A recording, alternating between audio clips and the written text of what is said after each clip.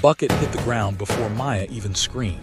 It was 5 in the morning and the whole compound was still dark, but Rose had already yanked her out of sleep, pulled the blanket off her body, and thrown the empty bucket at her feet. "Go and fetch water," Rose said, "before the sun comes up, or don't come back inside this house."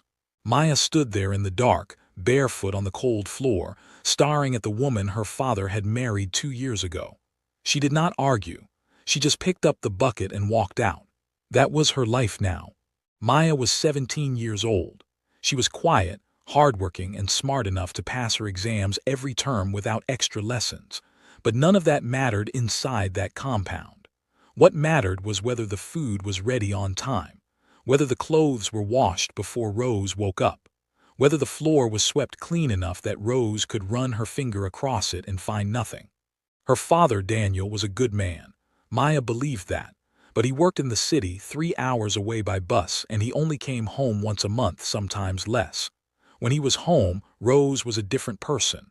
She laughed loudly, cooked big meals, called Maya my daughter in front of him. The moment his bag left the house, everything changed. Maya had 2 younger stepbrothers. Sam was 10 and Eric was 8. They were Rose's real children and they knew it. Sam had learned early to tell his mother whenever Maya sat down for too long. Eric liked to spill things and then look at Maya like it was her fault. But they were children. Maya tried not to blame them. What she could not survive was the loneliness. She had no one in that compound. Her mother had died when she was 9. Her grandmother lived in another village. The neighbors minded their business, and her father was always away. Except for one person, her best friend Ada.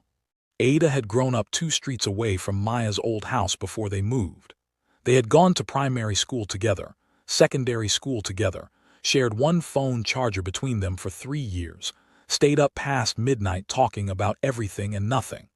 Ada was the kind of person who walked into a room and somehow made it feel safer. She was funny and loud, and she was not afraid of anything. When Maya called her that Wednesday night, crying so quietly that she had to cover her mouth with her palm, Ada picked up on the second ring. "Talk to me," Ada said. Maya told her about that morning, about the food.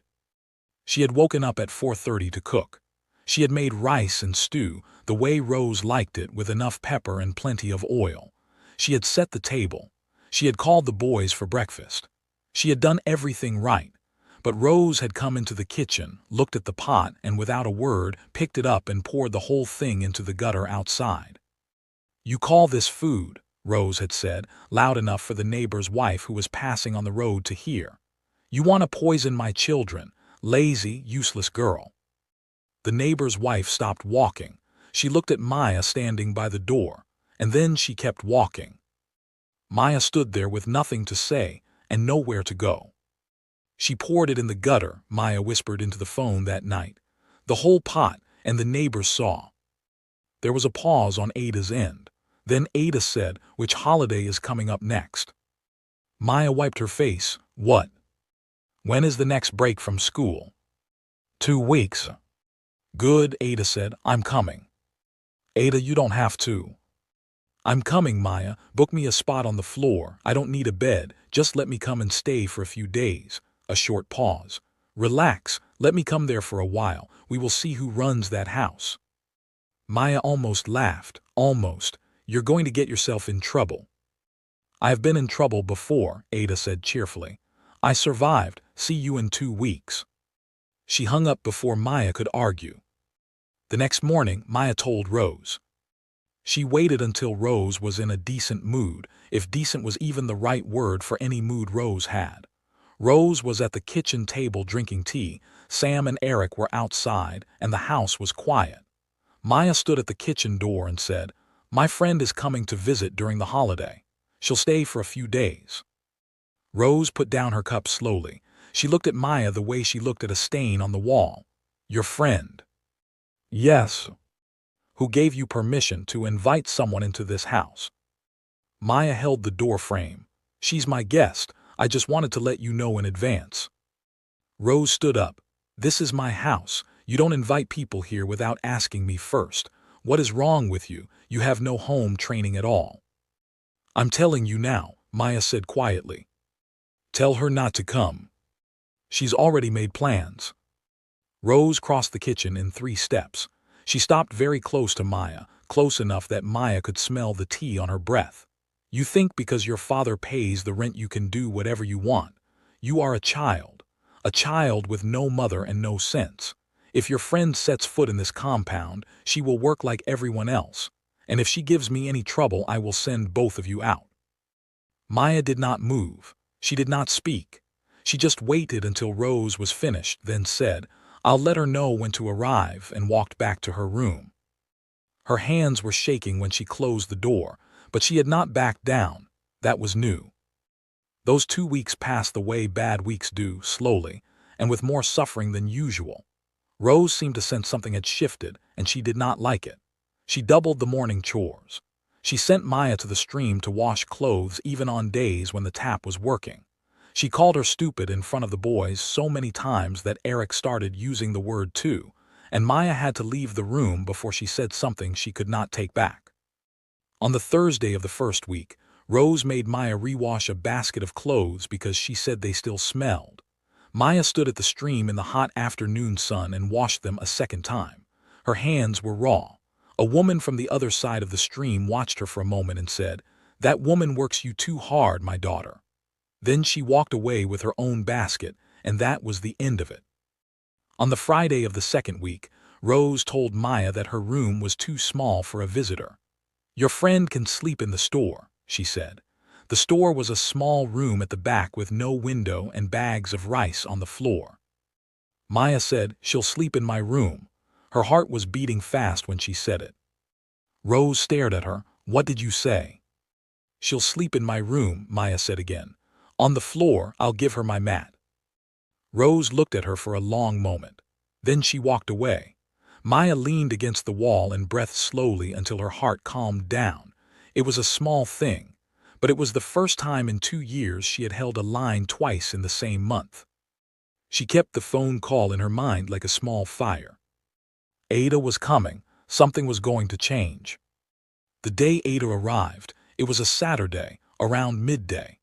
Maya heard the knock on the gate and ran to open it before Rose could say a word. Ada was standing there with a backpack, a small bag of food from the market, mangoes, ground nuts, biscuits, a bottle of juice, and the kind of confidence that takes up space before the person does. She was tall, wore a yellow dress, and she was smiling. "Ah," Ada said, hugging Maya tight. "You look thin. Have they been feeding you?" "Keep your voice down," Maya whispered. "Why?" Ada looked past her at the compound. "Is she home?" "Yes." "Good," Ada said, and she walked in. Rose was sitting under the shade of the mango tree in the compound, shelling beans, when Ada walked up to her. Ada put her bag down, smiled, and said, "Good afternoon, Ma. I'm Ada, Maya's friend. I came to visit for a few days." Rose looked her up and down slowly, the way a person looks at something they have decided they do not like. "How many days?" "A few," Ada said pleasantly. "I won't be any trouble." Rose went back to her beans. "If you're staying in my house, you'll help with chores. This is not a hotel." Ada tilted her head. "I came to visit my friend," she said, still smiling. "Not to apply for housemaid work, but thank you for letting me stay." She picked up her bag and followed Maya inside before Rose could respond. Inside the room, Maya stared at her. "She's going to make your life difficult."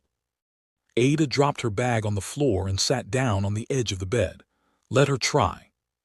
That evening, Maya made dinner. She made it carefully, the way she always did, trying to avoid giving Rose any reason to complain. She served everyone, but when she sat down with her own plate, Rose walked over and lifted the plate from in front of her. "You didn't finish sweeping the back. Go and finish first." Maya stood up. That was what she always did.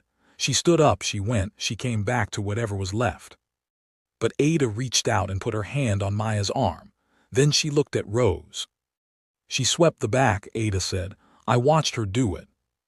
The compound went quiet. Even Sam looked up from his food. Rose stared at Ada. "Who asked you?" "No one," Ada said. "But she swept the back. She just finished cooking for everyone. Let her eat." The silence stretched. Rose's jaw tightened. She put the plate back down slowly and walked to her own seat without another word. But her eyes, when they looked at Maya, said this is not over. Maya sat down. Her hands were shaking a little. She looked at Ada, who was calmly eating her food like nothing had happened. "Thank you," Maya whispered. Ada shrugged. "Eat your food, it's getting cold." That night, after the boys were asleep, Rose knocked on the door. "Tomorrow," she said through the wood, "you will wake up at 4. You will fetch water. You will sweep the whole compound front and back. You will wash all the clothes in the basket. You will cook breakfast.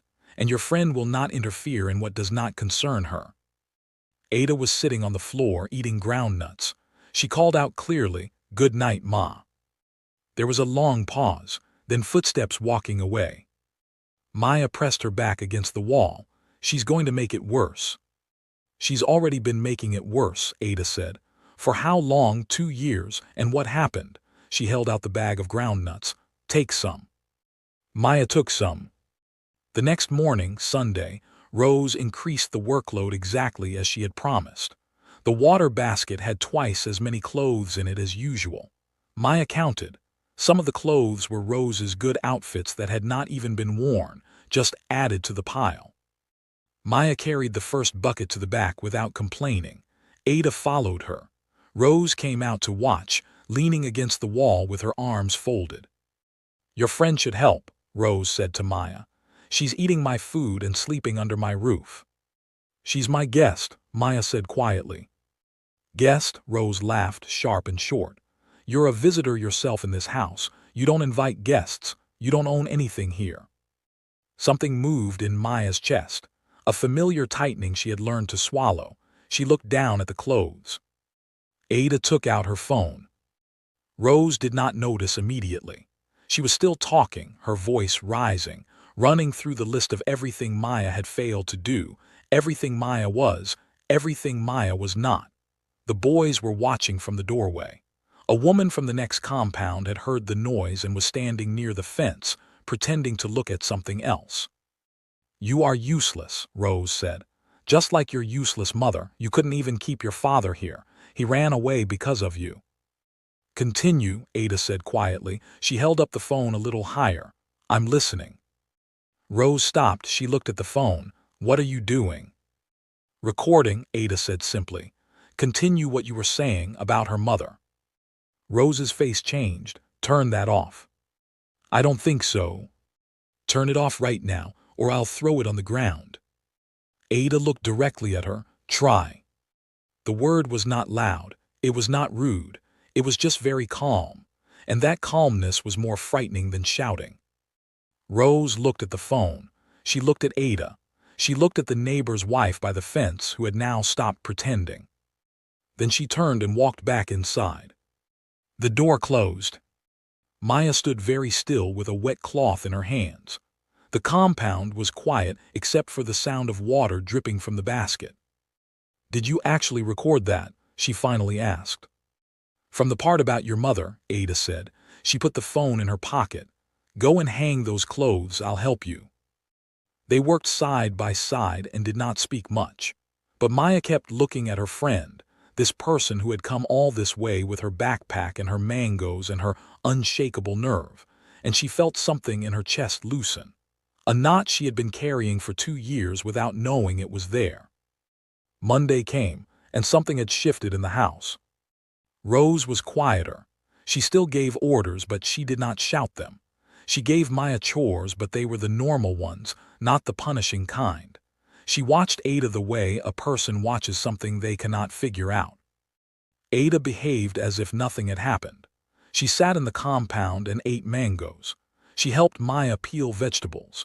She played a game with Eric that had him laughing so hard he fell off the step, and Rose watching from the window with a look on her face that was impossible to read.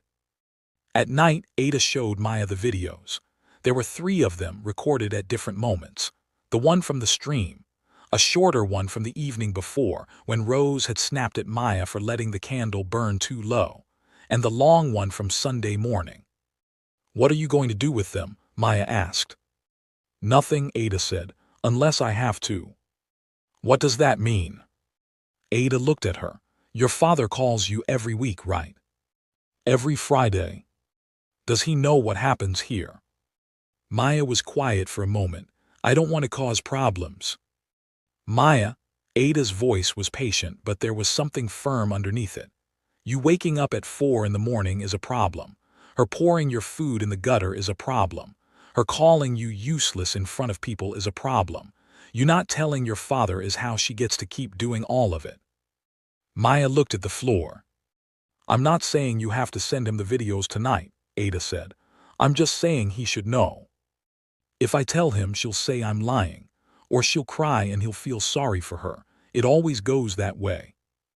That's why we have videos, Ada said quietly. Maya did not answer, but she heard her. Tuesday passed calmly. Wednesday was the day everything broke open.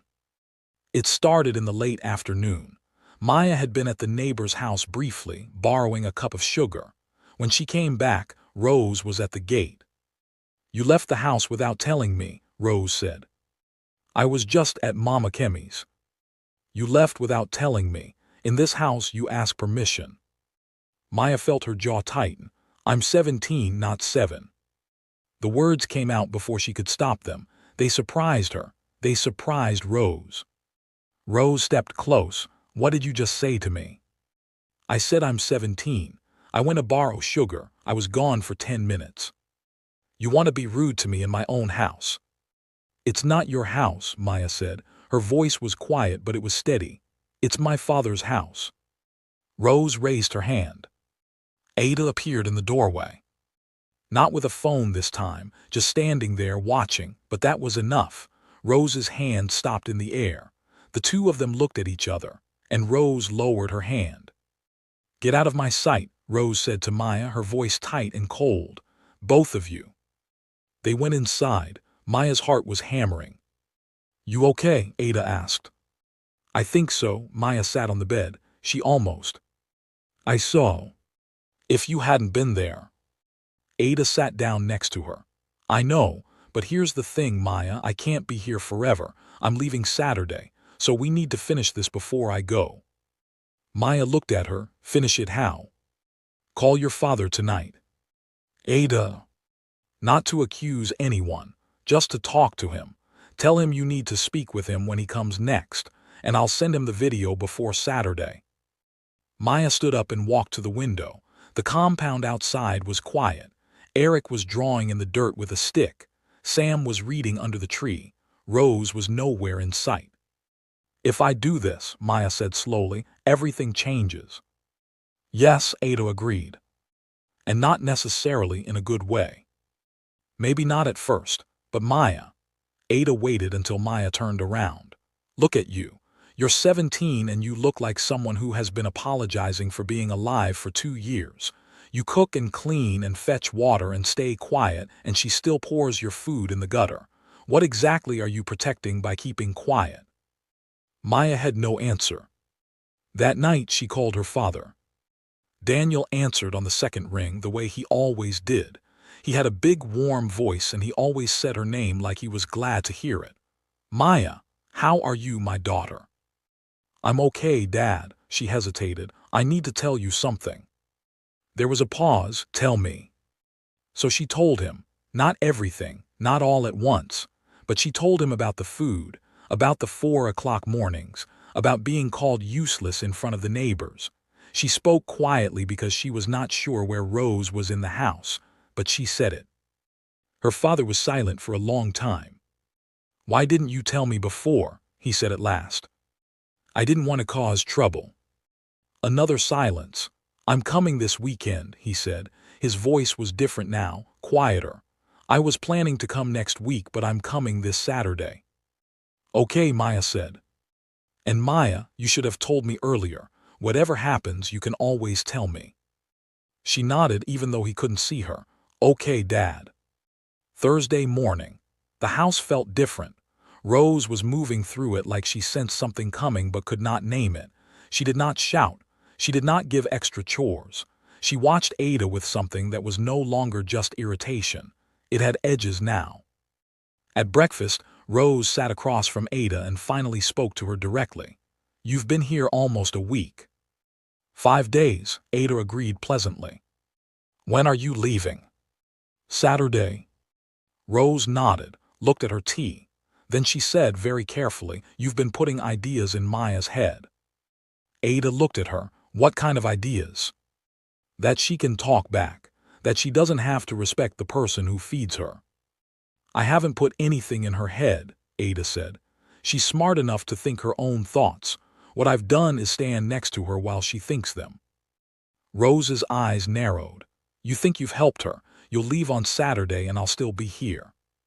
Yes, Ada said, and she'll still be here too, and she'll remember that she stood up to you once and the ground didn't open. She sipped her tea. That's the thing about people who finally stop being afraid. They don't easily go back. The table was very quiet. Sam was watching Ada with wide eyes. Eric had stopped eating. Rose stood up and carried her cup inside. Friday came. That was the day Daniel called to say he was already on the road. He would be there by evening. Maya told Ada. Ada said, Okay, do you want me to send him the video? Maya thought about it. Yes, send it. Ada sent the longer one from Sunday morning, the one with the clearest audio. Daniel arrived at 7 in the evening, dusty from the road, with a big bag and his warm voice and the smell of the city on his clothes. He hugged Maya first, then the boys, then Rose, but his eyes stayed on Maya longer than usual. Rose made dinner. It was a big meal, the kind she only made when Daniel was home. Jollof rice with chicken, fried plant and coleslaw. She laughed and talked and called Maya my daughter twice. She was performing and she was very good at it. After dinner, Daniel helped the boys with their homework, then sent them to bed. He sat in the main room with Maya and Ada. Rose came to join them, but Daniel said, gently and very clearly, Give us a few minutes. Rose looked at Maya, then she left. Daniel put his phone on the table between them. Ada's message with the video was on the screen. I watched this on the road, he said quietly. Tell me everything. So Maya told him everything. All the things she had been swallowing for 2 years. She did not cry. She had run out of tears for this a long time ago. She just told him in plain words what her life in that house looked like when he was not in it. Ada sat beside her and did not say a single word. She did not have to. When Maya finished, Daniel sat back in his chair and put his hand over his face. He stayed like that for a long moment. Then he stood up. Rose, he called. His voice was not loud, but it carried the kind of weight that fills a room. Rose came out quickly, still in her apron, wiping her hands. She looked at Daniel's face and her smile faltered for just a second. Then she found it again. What is it? Sit down, Daniel said. She sat. He did not shout. He did not even raise his voice. He was the kind of man who did not need to shout to make himself understood. He placed the phone on the table and played the video. Rose watched it without moving, without speaking, her face going through 3 or 4 different things before it settled into something that was not quite an expression at all. When it finished, the room was completely quiet. I've been coming home every month, Daniel said, and going back thinking my family is fine, while this has been happening. Daniel, Rose began, she exaggerates. I just watched a video, he said. I didn't ask for an explanation yet. Rose closed her mouth. He looked at Maya. I'm sorry, he said. I should have been here more. I should have asked more questions. His voice broke a little on the last word and he steadied it. That won't happen again. Maya felt something crack open in her chest, not in a painful way, in a way that had been waiting a long time to happen. Daniel turned back to Rose. We'll talk tonight at length. The words were simple, but something in his tone was not simple at all. But I want you to understand one thing right now. Maya is my daughter. She has always been my daughter, and she will be treated that way in this house. Always. Rose did not answer. She did not look at Maya. She looked at the table. Daniel said, Go to bed, girls, get some rest. They went. In the room, Ada sat on her floor mat and started quietly packing her bag for the next morning. Maya lay on the bed and stared at the ceiling. From the main room, They could hear voices, low and serious, Daniel's and Rose's, going back and forth for a long time. "Do you think it'll change?" Maya asked. Ada did not look up from her bag. "Your father is a decent man and she knows he's serious. She'll change. Maybe not all at once, but she'll change." "What if she doesn't?" "Then you call your father and he deals with it. You have a father, Maya. Use him." Maya was quiet for a moment. "I've been trying to handle everything by myself for 2 years." "I know," Ada said. "That ends now." Saturday morning. The house was calmer than Maya had ever felt it. Not peaceful exactly. More like the quiet after a heavy rain, when everything is still dripping but the worst is over. Rose made breakfast. She placed a plate in front of Maya without a word and went back to the kitchen. It was not warmth, but it was not cruelty either. It was neutral, and neutral was more than Maya had had in 2 years. The boys were subdued. Even Sam did not try anything. After breakfast, Ada carried her bag to the gate. Maya walked with her. They stood outside in the early morning air, the kind that is cool and soft before the sun gets serious, and they hugged without saying anything for a while. Then Ada stepped back and looked at her. "How do you feel?" Maya thought about it. "Lighter," she said at last. Ada smiled. It was the kind of smile that did not need anything added to it, just real and warm and relieved. "Good. You're coming back for the next holiday." "If you need me." "I'll always need you." "No," Ada said firmly and kindly.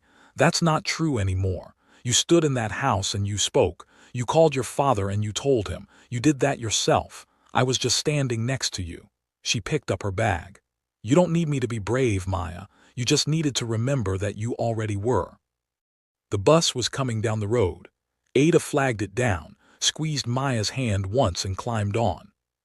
Maya stood at the gate and watched the bus until it was gone.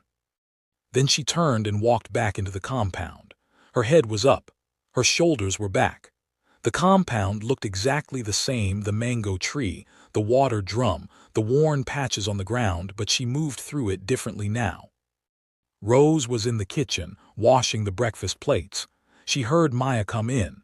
She did not turn around, but her shoulders stiffened slightly. Maya walked to the kitchen door and stood there for a moment. "I'm going to go study," she said. "I'll make lunch at noon." Rose said nothing, but she nodded. Maya went to her room and sat down. She sat at her small desk, pulled her books close, and for the first time in a long time, she was able to read without a low hum of dread behind her eyes. The house was quiet. Her father was home for the weekend.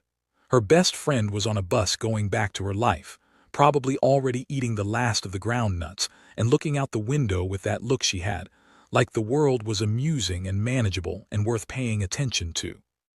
And Maya, for the first time in 2 years, felt like she was sitting inside her own life. Not just surviving it, actually inside it. There is a kind of quiet courage that does not look like courage from the outside. It is not dramatic. It does not wear a cape or make speeches. It looks like a girl who finally stops apologizing for existing. It looks like a phone call made past midnight. It looks like a best friend who shows up with mangoes and a phone charged to full battery and the sort of calmness that cannot be threatened or bought. It looks like two people who decided together that enough is enough. The stepmother had thought that isolation was power, that if she cut Maya off from everyone who saw her clearly, Maya would forget who she was. It is a tactic as old as cruelty itself. It almost worked. What she had not expected was Ada. What she had not expected was that one person standing in your corner is enough, not to fight your battles for you, not to fix everything overnight, just to stand there, visible and unafraid, and remind you that the story is not over. Daniel stayed home for 2 weeks that time, longer than usual. He had conversations with Rose that nobody else heard, long and serious conversations that sometimes stretched past midnight. He had conversations with Maya that she would carry with her for years. He enrolled her in extra classes. He fixed a proper lock on her bedroom door. He called every 3 days instead of every Friday. Rose never poured food in the gutter again. She never called Maya useless again. She did not become a loving stepmother. She did not transform overnight into someone warm. That would be a different story. What she became was careful. And for Maya, careful was enough to breathe. Because here is the truth that lives at the center of this kind of story. The kind that happens in real homes, in real villages where nobody is watching and nothing is written down. Cruelty depends on silence. It lives in the gap between what happens and what gets said out loud. The moment that gap closes, the moment someone stands beside you and says, "I see this, I am a witness, I have it on record," the cruelty loses most of its power. It does not disappear, but it has to find somewhere to hide. And that is enough for a person to start living again. Maya finished that term with the best grades of her secondary school life. She pinned her results sheet to the wall above her desk where she could see it every morning. And in the corner of the sheet, in small, careful letters, she wrote Ada's name.